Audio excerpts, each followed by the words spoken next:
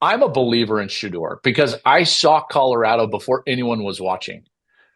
Everyone is like, yeah, Colorado was okay. And it's like, yeah, but folks, like they were a one-win team prior to him getting there. And the reason they were any good is Shedeur Sanders. We can give all the credit in the world to Deion Sanders and Travis Hunter, but a corner slash wide receiver and a head coach and their impact on a program and namely the wins and losses for the team pale in comparison to the quarterback. So the environment that Shedeur is about to walk into, taking over a team that is not up to par and candidly is going to be less talented than a lot of the teams that they're playing, he's already done that. When that's generally speaking, never the case for a quarterback that's going to get selected in the top 5 or 10 or 15 in the NFL draft. They're generally coming from programs that had a lot of success winning football games, and their talent level is a disparity on the plus side for them as opposed to their opposition versus what Shedeur's was over the last couple of years. So I think Shedeur is going to succeed. I know that people, think he might get in the pocket. They don't like his attitude, so on and so forth. He, for me, is equal parts surgeon and magician.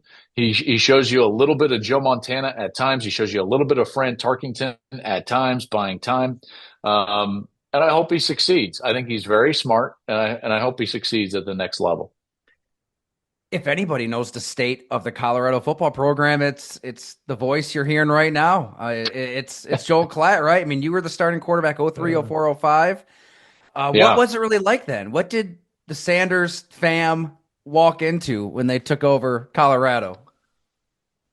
They took over a program that was irrelevant and destitute. Um, there was nothing going on. Barely had a heartbeat. Barely. I mean, barely. You're talking about a program that had one winning football season for the better part of 20 years. Um, if you were growing up and being recruited to play college football and someone mentioned the name, Colorado, they would have been like, what's going on there? Because in the short period of those players' lives who are 16, 17, and 18 years old, Colorado had done nothing. I mean, nothing. They had done nothing. So what Dion stepped into and what Shedeur stepped into was a vacuum. And I think Colorado did the right thing in terms of, hey, let's become relevant by handing the keys to someone who can attract attention and be his own gravitational pull. See, normally you're trying to match up, I think at least in college football, if you're trying to make a hire for a coach, you're trying to match up who best fits what we do, right? And so you're trying to find a guy that has a bit of gravity to him, and you're trying to match it to what gravity you have or equity you have in your program. The problem with Colorado is they had nothing. So they needed a guy that was going to be on his own and immediately a gravitational pull, which is why it was such a smart hire. You can argue with it all you want. If you don't like Deion Sanders' style, that's fine.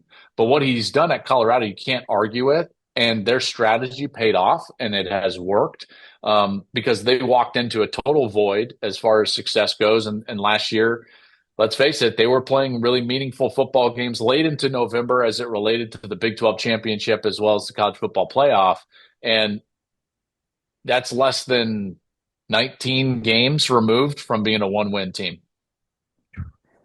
Because we're at this point last year, we're talking about Michael Penix turning around Washington, but Yeah. Washington was a pretty reputable program, before he got there, and comparatively, same with Bo Nix in Oregon, Caleb with USC, Jane Daniels with LSU. Mhm. I mean, this is a totally different deal with Colorado. So, what did Shedeur Sanders do? I mean, what traits does he really possess to have that kind of effect as the quarterback and make this program relevant? Like, what do you think he's doing day to day to change things?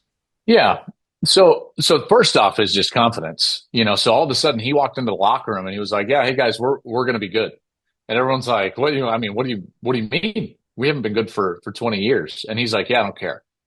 I don't care." So there is an air of confidence that I think that you have to have as a quarterback, in particular if you're going to walk into that setting and turn a culture around.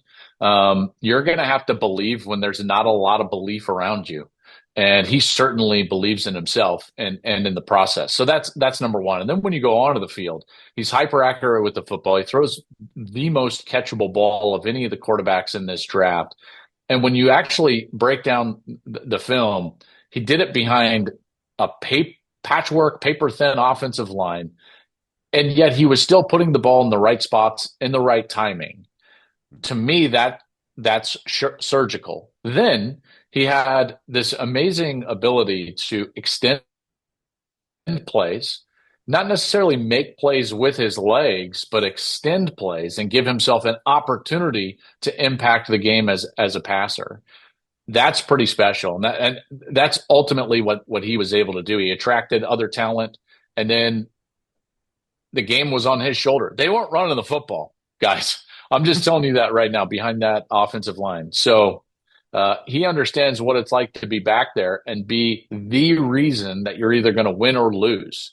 Because he was certainly in that position last year and even more so the year before.